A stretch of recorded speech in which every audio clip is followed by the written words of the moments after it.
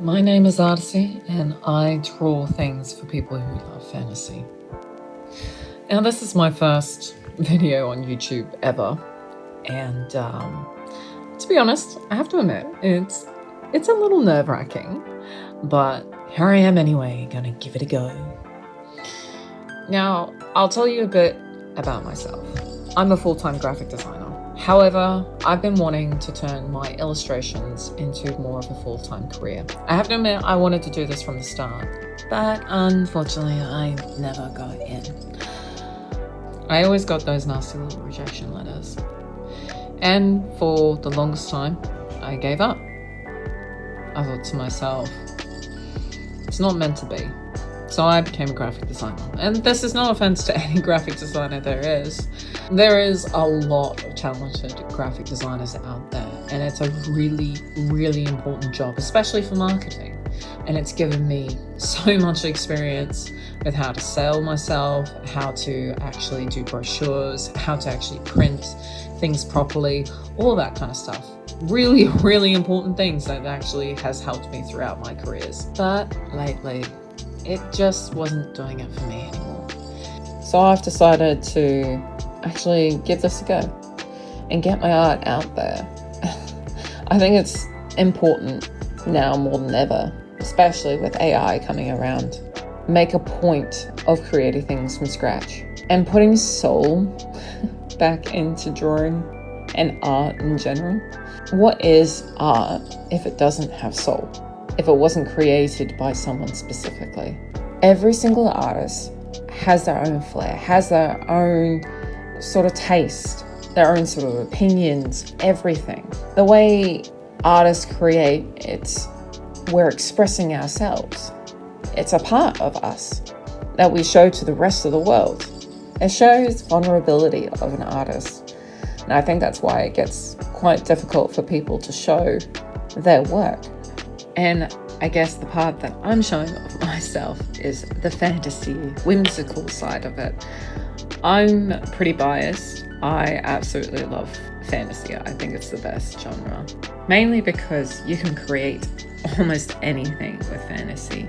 And it's all about world building. It's just an amazing feeling being able to create a character or anything like that from nothing and escape into a whole entire different realm, a whole entire different fantasy.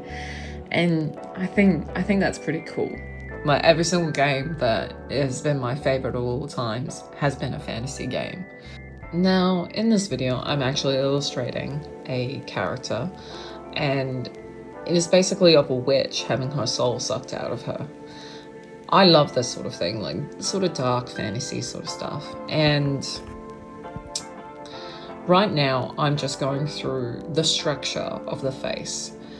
And the way I go about illustrating faces is I use more of a cut and draw sort of method. So I start off with rough shapes. I use these rough shapes to sculpt the face, and then I work on detail later on, but I want to get the proportions correct first. It's really important that you do that. And I mainly work in grayscale first. In my opinion, easier to change the illustration when it is grayscale, and to work on the color after you finish doing all the values on the grayscale. Now, this does mean that you need to work on the lighter parts of the illustration when you finally get to those stages. Because when you use a grayscale and you work on the color last, you kind of need to actually lighten up the layers later on, especially if you use layers like multiply or anything like that. It kind of makes the image a little bit dull to look at, or very monotoned, where the grading sometimes gets lost a little bit. I understand that a lot of artists use color straight off the bat, and I admire people who get it right the first time. I'm in awe of the people who can do that. That's insane. But I find from my experience that this just helps with getting those values and really working on silhouette as well, and making sure that your whole entire image is readable. That way, hopefully, theoretically, by the end of it, you'll have a nice clean illustration and all of your hard work which includes hours upon hours upon hours of actually drawing, pays off in the end. Hopefully. I swear all artists are masochists in their own way. They are perfectionists usually and tend to focus on details that should not be focused on at all.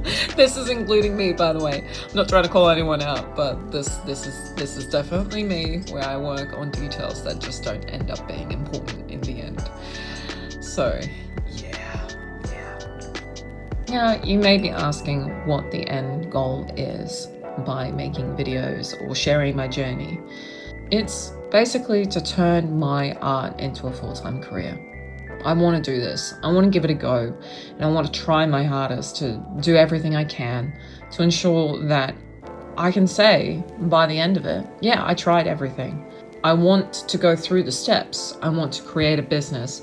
I want to say that I gave it my all. So that way, when I go to the end, I either have two end results.